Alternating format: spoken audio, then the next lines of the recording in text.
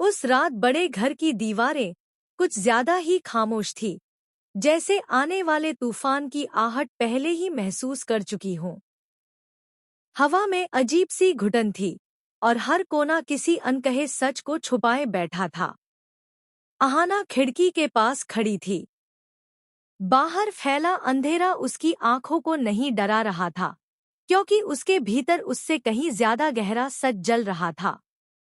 उसके चेहरे पर डर नहीं, बल्कि एक अटूट हिम्मत थी। अहाना अब जान चुकी थी कि पुजारिनी जैसी औरतें तभी तक ताकतवर रहती हैं जब तक उनके राज अंधेरे में छुपे रहते हैं। और आज वह दिन था जब उन राजों को उजाले में लाया जाना था। कमरे के अंदर अर्जुन बेचैनी से आगे पीछे टहल रहा था। पुलिस इंस्पेक्टर की कॉल ने उसकी धड़कनें और तेज कर दी थी। अब एक एक करके सारे सबूत सामने आ चुके थे।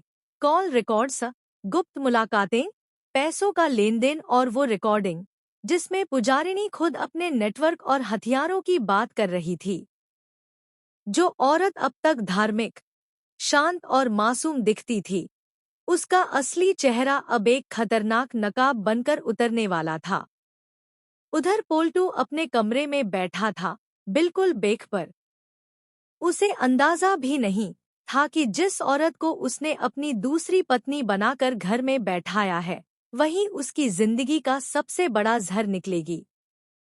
उसके दिमाग में अब भी पिछली रात का वही खौफनाक मंजर घूम रहा था, जब पुजारिनी ने बिना पलक झपकाए उसकी कनपटी पर बंदूक रख दी थी। उस डर ने उसे अंदर से तोड़ दिया था, लेकिन अब उसके भीतर एक और जज्बात जन्म ले रहा था, गुस्से का। जैसे ही पुलिस की गाड़ी बड़े घर के बाहर रुकी, पूरा माहौल और भारी हो गया।